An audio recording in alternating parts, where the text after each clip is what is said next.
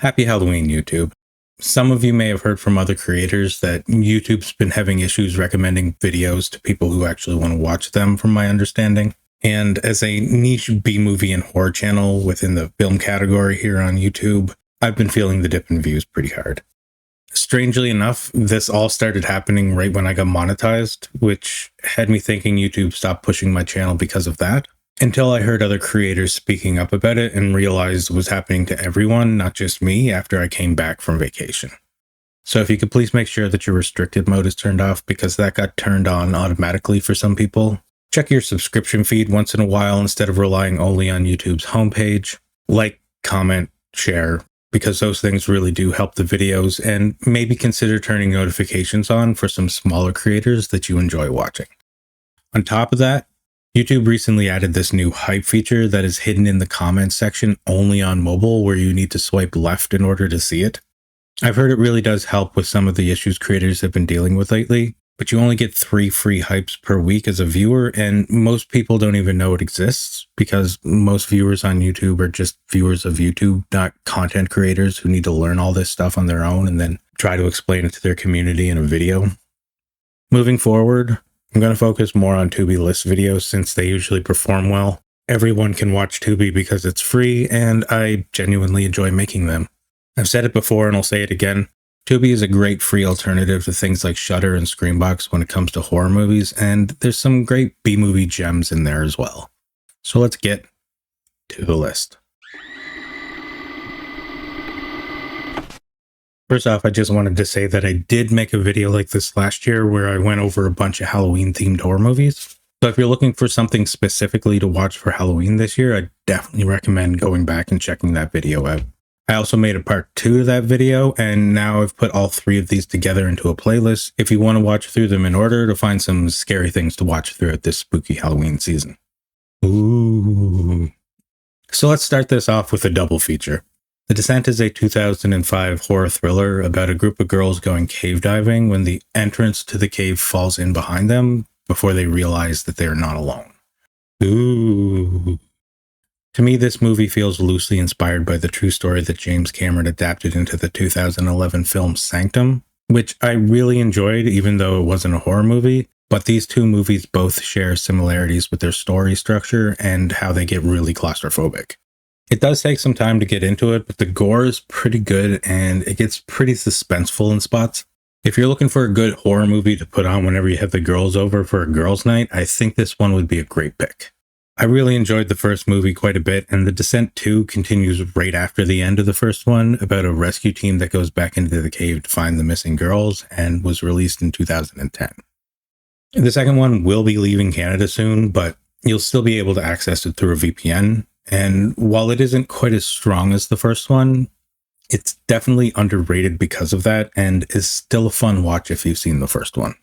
Though, if you miss out on the sequel, the first movie holds up perfectly fine on its own. When The Conjuring Last Rites came out, I heard a lot of people comparing it to Oculus, which is a Mike Flanagan psychological horror mystery from 2014.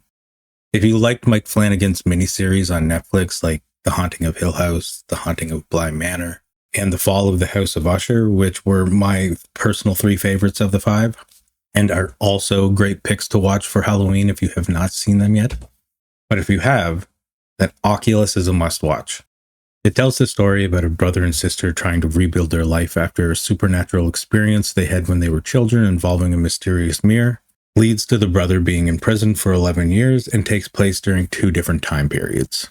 One in current times, and the other when the siblings were kids.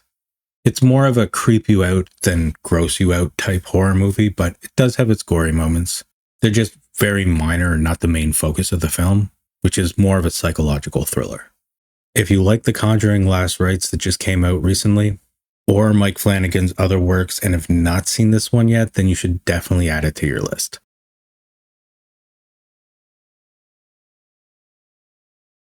The Crazies is a reimagining of George A. Romero's 1973 classic, with Romero himself returning as executive producer. At the time of its release, I didn't even know the original existed, but I've since gone back to watch it because it's also available for free on Tubi. But honestly, I think the remake is better and underrated because of the people who preferred the original version. And while this is technically a remake, I do feel it brings something fresh to the zombie genre by diving more into the transformation process, showing how the disease slowly strips away people's sanity, turning them violently sadistic before they lose all self-control. Which makes the horror hit a little harder for me than just mindless corpses running around, and why I often describe this movie as a movie about zombies that talk. As well as having a realistic infection similar to that of the Rage virus in 28 Days Later, though the films themselves are very different. At its core, it focuses on the relationship between the sheriff and his wife, the town's local doctor, as they struggle to survive not only the infected, but also the military presence that George A. Romero's zombie films are known for, making it both tense, emotional, and a great movie to watch with your significant other, depending on their taste, and one that I'm really happy to finally have a chance to talk about.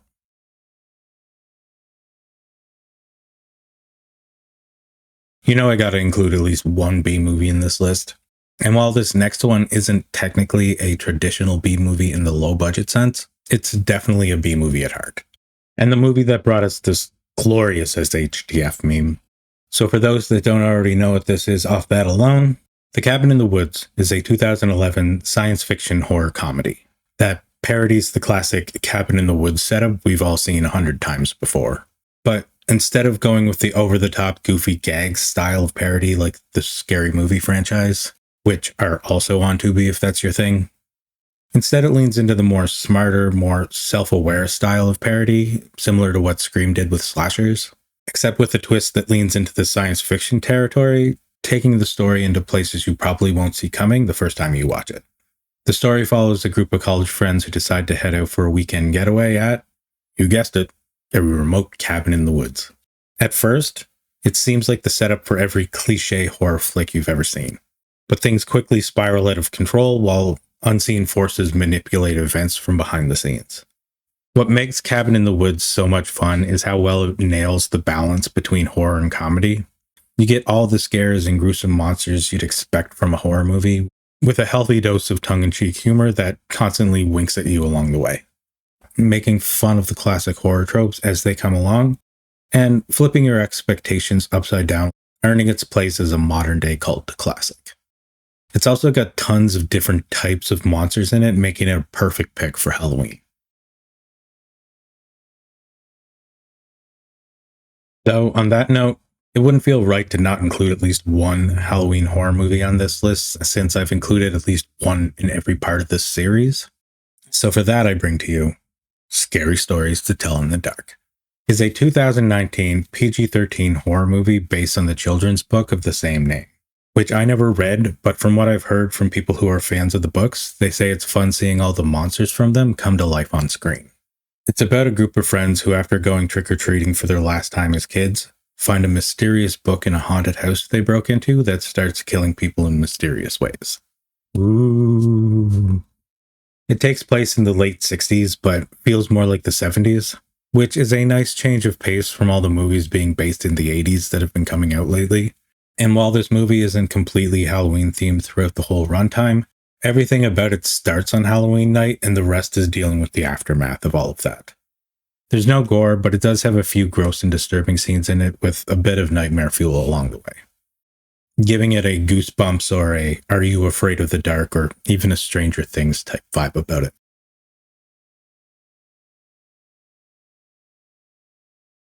And lastly, just to include some quick Halloween suggestions for you that don't quite fit into this list. If you're in the United States or have a VPN, there's also Corpse Bride, Edward Scissorhands, and all 4 seasons of Goosebumps.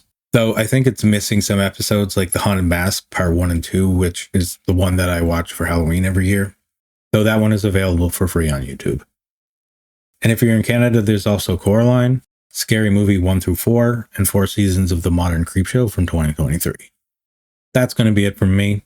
I will be including links to all of these in the description below, as well as a few others that I've mentioned. And if you're into B-movies, cult classics, hidden gems, and horror, or just in the mood for something different than what the mainstream media has to offer you, like and subscribe.